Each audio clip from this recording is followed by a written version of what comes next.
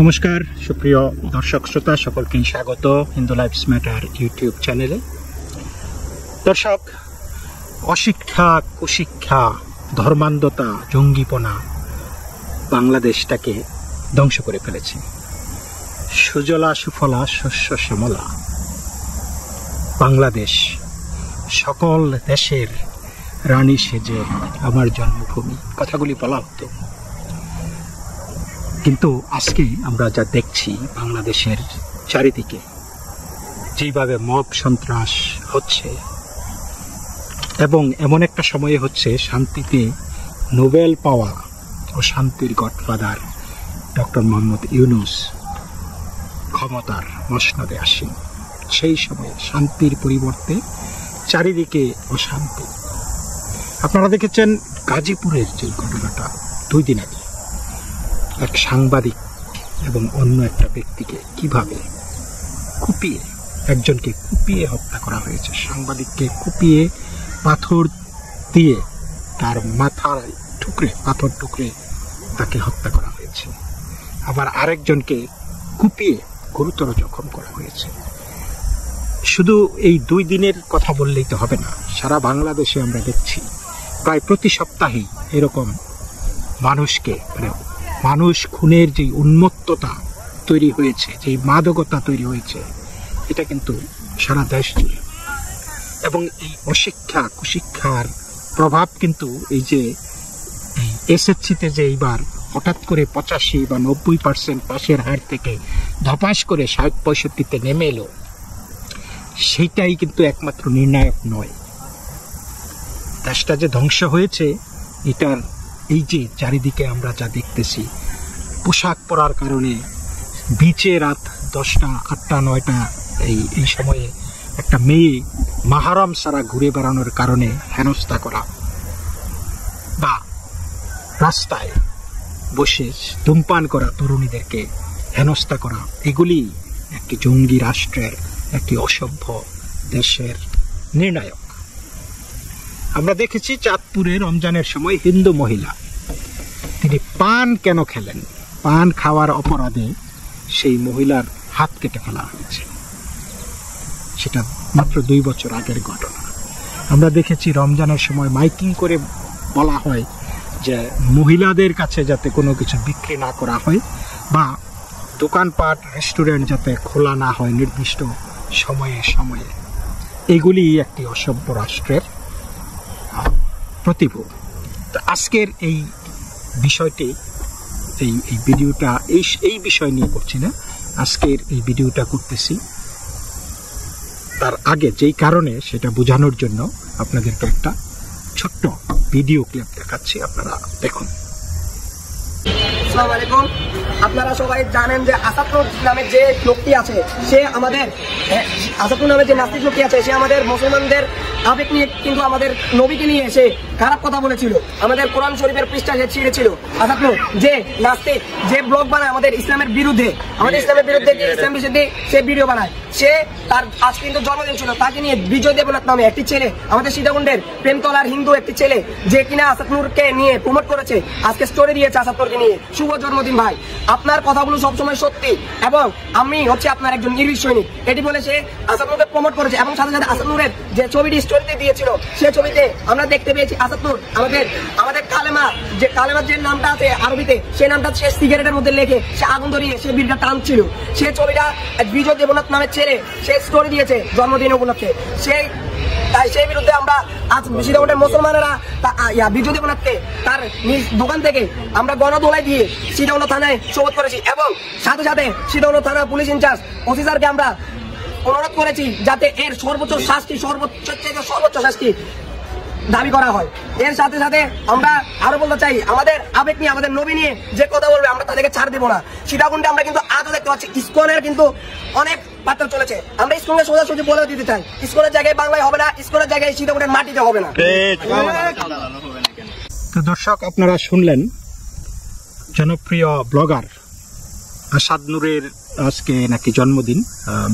আমার সাথে কথা হয়েছে, বাট আমি সেটা কনফার্ম করি নাই বা জানি না আজকে তার জন্মদিন কিনা। এনিওয়ে, তো এই জন্মদিনের জন্য তার এক ভক্ত এরকম সারা পৃথিবীতে আসাদ নূরের অগণিত ভক্ত রয়েছে এবং সেই একজন ভক্ত বিজয় দেবনাথ, সীতাকুণ্ড তার বাড়ি।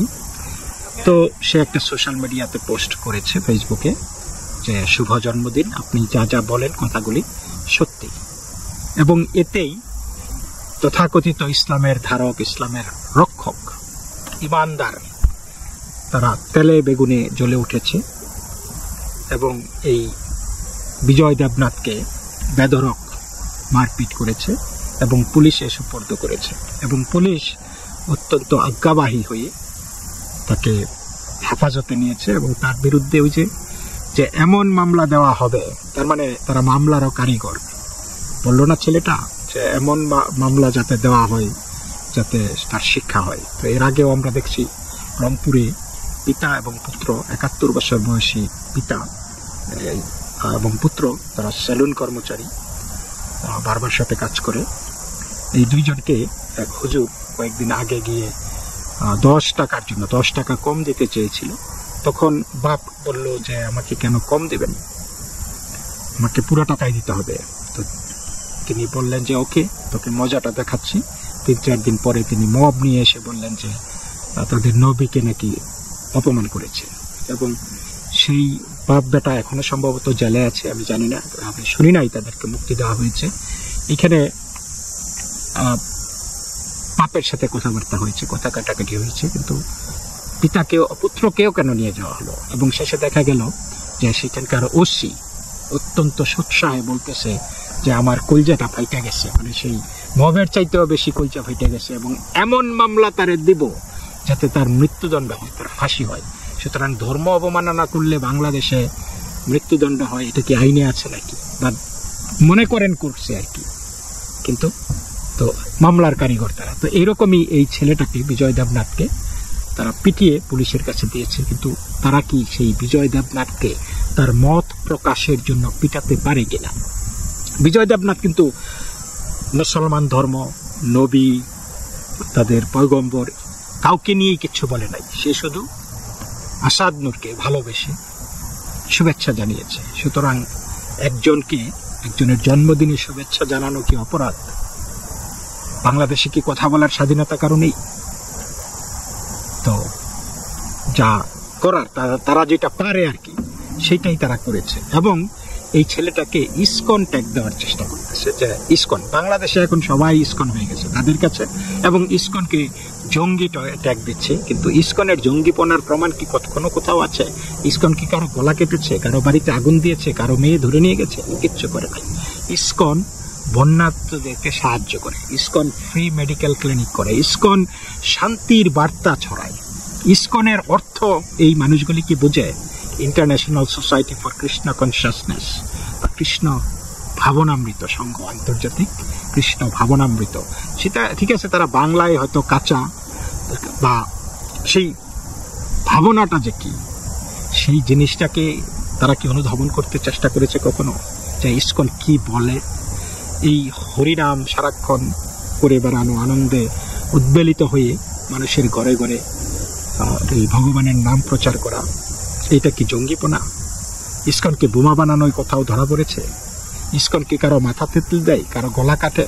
কিছুই করে না। ইসকন মানবতার ফেরিওয়ালা, ইসকন মানুষের দ্বারে যায়, ইসকন বিপদের সামনেও মানুষকে সাহায্য করে। এবং সেই সারা পৃথিবীতে এটা নজির রয়েছে। আজকে সারা বিশ্বে ইসকন সমাদৃত। ইসকনকে কেউ নিষিদ্ধ করে না, ইসকনকে কেউ জঙ্গিও বলে না। কিন্তু তোমরা যে ইমানদাররা যেটা করতেছ, আজকে তোমাদের ভাবনা শুধু ইমানদণ্ডের, তোমাদের অনুভূতি আমরা দেখতেছি ইমানদণ্ডের মধ্যে। কথায় কথায় আসাদ নূরকে শুভেচ্ছা জানানোর সাথে এই ইসলাম ধর্মের অবমাননা, নবীজির অবমাননা, এটার কানেকশনটা কি? বাংলাদেশে ঘুষখোর, দুর্নীতিবাজ, ধর্ষক এইগুলি নাই? চোর, শেষরা কি নাই বাংলাদেশে? এই ছেলেরা যারা নাকি যে শুধুমাত্র শুভেচ্ছা জানানোর কারণে এই যে বিজয় দেবনাথকে মারধর করে পুলিশে দিয়েছে, তাদের ঘরেও তো সেই রকম মানে জঘন্য প্রকৃতির লোকজন, এবং তারা নিজেরাও, তারা যে কতটুকু মুসলমান, তাদের বেশভূষায়, তাদের কথাবার্তায় কি বোঝা যায় না? নিশ্চয়ই বোঝা যায়। সুতরাং এই যে কথায় কথায় আজকে বাংলাদেশে হিন্দুদের ওপর অত্যাচার, এটা তো একটা কালচার শুরু হয়ে গেছে। আমরা দেখেছি কিছুদিন আগে বাঁশখালীতে এক পল্লী চিকিৎসক, তো তাকে তার দোকান ভাঙচুর করে তারপরে তারা উত্তম মধ্যম দিয়ে তারপরে পুলিশে সোপর্দ করা হয়েছে। ঘটনা কি, কে নাকি শুনেছে তিনি নবীজি নিয়ে মিথ্যা মানে আপত্তিকর কথা বলেছেন, একজন শুনেছে একজনের কাছে, কিন্তু সেটা কিন্তু যাচাই বাছাই করার প্রয়োজন পড়েনি। এবং সেই ব্যক্তিটি এমনও তো হতে পারে যে তার কাছে চাঁদা চেয়েছিল। সুতরাং এক ব্যক্তির কথায় এখন সেই পল্লী চিকিৎসক বলছে যে আমি এগুলি বলি নাই, আর ওই ব্যক্তি ইমানদার বলল, এত ইমানের এতই জোর, সে বলল যে না বলেছে, তাহলে ওই ইমানদারের পক্ষ নিয়ে শত শত মানুষ সেই পল্লী চিকিৎসককে মারধর করেছে। এই হলো মানে বাংলাদেশের এই যে পঙ্গপালের মতো তারা ঝাঁপিয়ে পড়ে নিরপরাধ নিরীহ সংখ্যালঘুদের ওপর। আমরা দেখেছি নড়াইলের মির্জাপুর ডিগ্রি কলেজে গত কয়েক বছর আগের এক ঘটনা। 18 বছর বয়সী এক কলেজ ছাত্র, সে বলেছিল নূপুর শর্মা সেলুট বস। এইটা এখানে আর কিছু কোনো কমেন্ট করে নাই, কিন্তু এইটাই বলার কারণে সেই ছেলেকে তাদের হাতে তুলে দিতে হবে, তাদের দাবি। কিন্তু সেইখানকার প্রিন্সিপাল ছিল স্বপন কুমার বিশ্বাস, তো তিনি দিতে অপারগতা জানান। তিনি বলেছেন আমি পুলিশের হাতে দেব, আমি তোমাদের হাতে দেব কেন?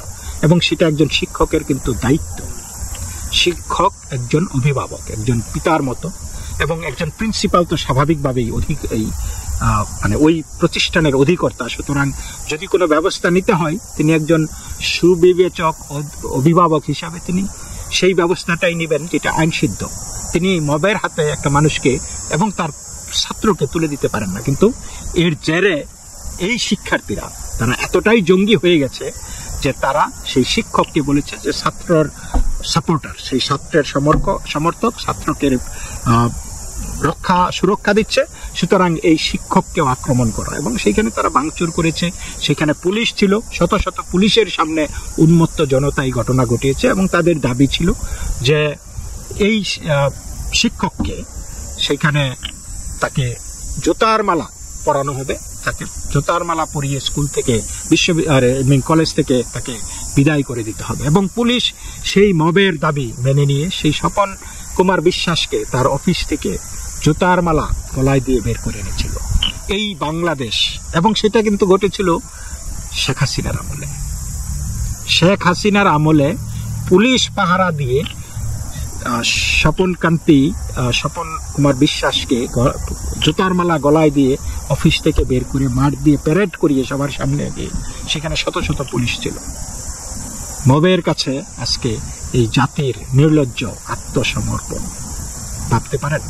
আমাদের মুরাদনগরের ঘটনা নিশ্চয়ই মনে আছে। আরো কয়েক বছর আগে মুরাদনগরের সেই কিন্ডারগার্টেন স্কুলের প্রিন্সিপাল শঙ্কর দেবনাথ ফ্রান্সে যখন একজন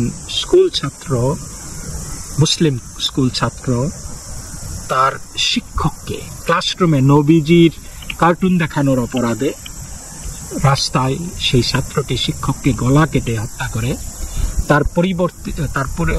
তার কারণে ফ্রান্স জুড়ে প্রচন্ড বিক্ষোভ হয়েছিল। এবং ফ্রান্সের প্রেসিডেন্ট ঘোষণা দিয়েছিল যে এই অমানবিক যেই ফিলোসফি আছে, যেই আদর্শ আছে, জঙ্গি যেই আদর্শ আছে, সেইখানে এই আদর্শের স্থান ফ্রান্সে নেই, আমরা এটার বিরুদ্ধে কড়া ব্যবস্থা নেব। এবং তিনি তাৎক্ষণিকভাবে ঘোষণা দিয়েছিলেন যে কিছু চার্টার অফ রিপাবলিক তিনি ঘোষণা করেছিলেন যে এই রিপাবলিক চার্টারের সাথে অনেক এই জিনিসগুলি সামঞ্জস্যপূর্ণ হতে হবে। যেমন এমন শিক্ষা দেওয়া যাবে না যেটা উগ্রতাকে প্রমোট করে। ইমামদেরকে বছরে বছরে সনদ নিতে হবে, প্রশিক্ষণ নিতে হবে। এবং কোনো ইমামকে যদি তারা দেখে যে জঙ্গিপনা ছড়াচ্ছে, মৌলবাদ ছড়াচ্ছে, তাদেরকে দেশ থেকে বিতাড়ন করা হবে। প্রায় 1000 খানেক মসজিদ বন্ধ করে দেওয়া হয়েছিল। এবং শুধু এই কথাটা যে ফ্রান্সের প্রেসিডেন্ট বলেছিল যে আমরা অমানবিক মতবাদকে ফ্রান্স থেকে দূর করার জন্য ব্যবস্থা নিব, এর পরিপ্রেক্ষিতে শঙ্কর দেবনাথ একটা স্ট্যাটাস দিয়েছিল যে ধন্যবাদ ফ্রান্স প্রেসিডেন্টকে। জাস্ট এই কথাটাই। তারপরে এই যে মুরাদনগর, আজকে শিশু উপদেষ্টা আসিফ মাহমুদের পৈতৃক এলাকা আর কি, এবং সেইখানে এই মুরাদনগর কিন্তু আলোচনায় শুধু আজকে না, বহুদিন ধরে সেখানে কসাইয়ের বসবাস।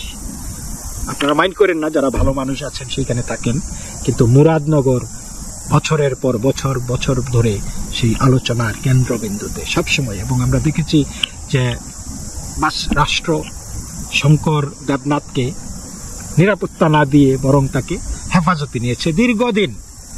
দীর্ঘদিন বিনা অপরাধে জেল খেটেছে সেই লোকটি। এরকম ভুরি ভুরি প্রমাণ বাংলাদেশের সর্বত্র আমরা দেখতে পাচ্ছি। আপনি কোনো কথা বলতে পারবেন না, কথা বললেই আপনাকে সেই ধর্ম অবমাননার দায়ে, সেই ইসলাম অবমাননার দায়ে, নবীর অবমাননার দায়ে আপনাকে কারাগারে নিয়ে যাবে। দর্শক, আপনারা চিন্তা করে দেখেন, নবীজি অবশ্যই উনি একজন শ্রদ্ধার পাত্র। যদি জন্ম হয়েছেন, একটা সময় তো জন্ম হয়েছে তার, তাই না? সেই 1400-1500 বছর আগে তিনি একজন মানব সন্তান, তাই না? তো একজন মানব সন্তানের জন্য অন্য একজন মানব সন্তানকে এইভাবে নিগ্রহ করা হয়, এইভাবে হত্যা করা হয়, এইভাবে মারধর করা হয়, এটা কোন যুক্তিতে খাটে বলেন? নবীর মান সম্মান আছে, নবীর জন্য আপনাদের প্রাণ কাঁদে, কিন্তু যেই মানুষটাকে আপনারা এইভাবে মারধর করলেন বা পুলিশ টর্চার করতেছে, তারও তো একটা অন্তত নবীর মতো কুটি উম্মত না থাকলেও একটা সন্তানের জন্য মা বাবার যে ভালোবাসা, একটা মানে আমি জানি না সেই ছেলেটা বিবাহিত কিনা বা তার ছেলে মেয়ে আছে কিনা, কিন্তু তাদের পরিবারের কাছে তাদের যেই ভালোবাসা, এটা কিন্তু মানে পৃথিবীর সকল ভালোবাসার চাইতে উঠতে, তাই না?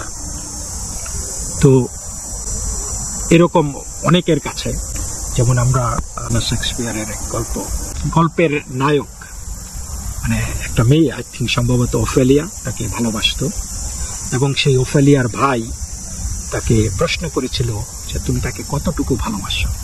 তখন সে বলেছিল যে আমি ওফেলিয়াকে যতটুকু ভালোবাসি তোমার মতো 40,000 ভাইয়ের ভালোবাসা সমান করলেও এক হবে না।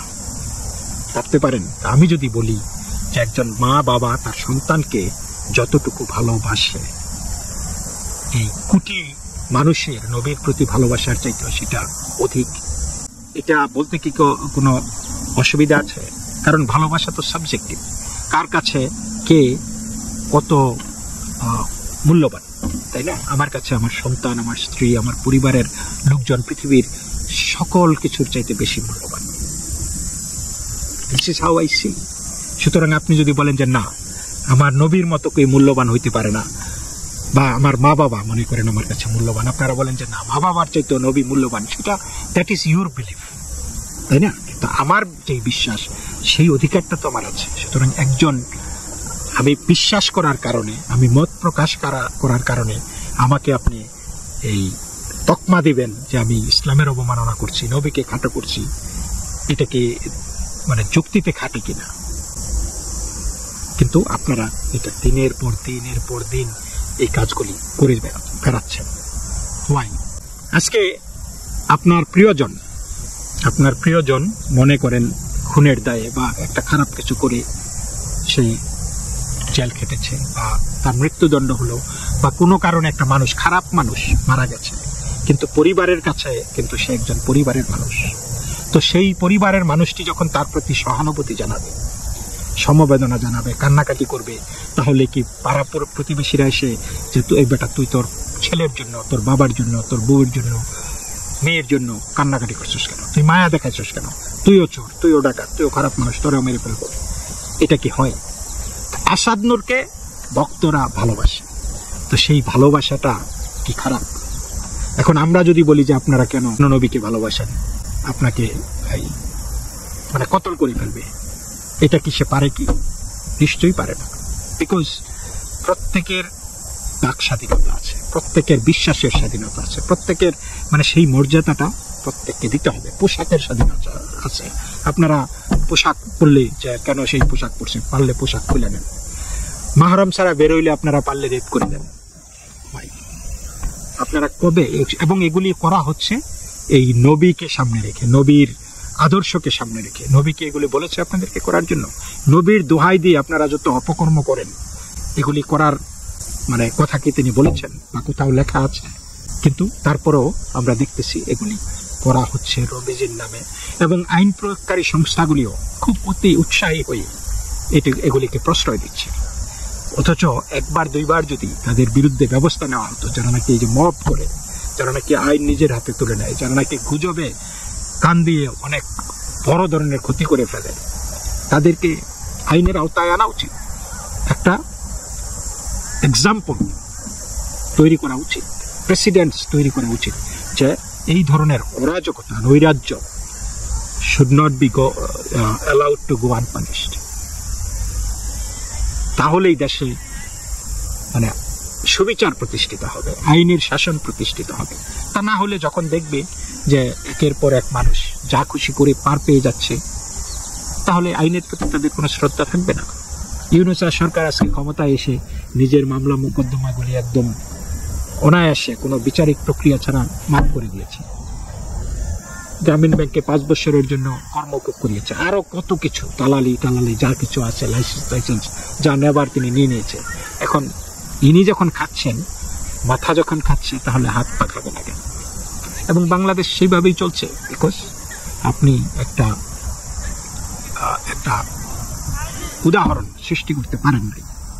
আপনি সেই গাটার পথগুলি দেখিয়ে দিয়েছেন। এরকম আমাদের পুলিশ বাহিনী যখন বলে যে আমার কলিজা ফাইটা যাইতেছে, মামলা মানে আইন না থাকলেও এমন মামলার মারপেচ দিয়ে দিব যাতে তার ফাঁসি হয়, তখন বোঝা যায় যে এই দেশ আবেগে চলে, আইনে চলে না। আপনারা কোথায় কোথায় হিন্দু ধর্মকে অবমাননা করেন, কিন্তু আমরা তো সেগুলি নিয়ে উচ্চবাচ্য করি না। আমরা মনে করি আপনার মত প্রকাশের স্বাধীনতা আছে, আপনি যা খুশি বলেন, ডাজ নট ম্যাটার। আমাদের ধর্ম, আমাদের এই মতবাদ, আমাদের যে মহাপুরুষ দেব দেবী আছে, তারা ঠুনকো কোনো জিনিস নয় যে আপনি বললেন আর খান খান করে ভেঙে যাবে। কচু পাতার জল না, পদ্ম ফুলের জল না, যে একটু পোষ করে পড়ে যাবে। কিন্তু আমরা দেখতে পাচ্ছি যে নবীজি নিয়ে ভালো মন্দ কোনো উক্তি কেউই করতে পারবে না।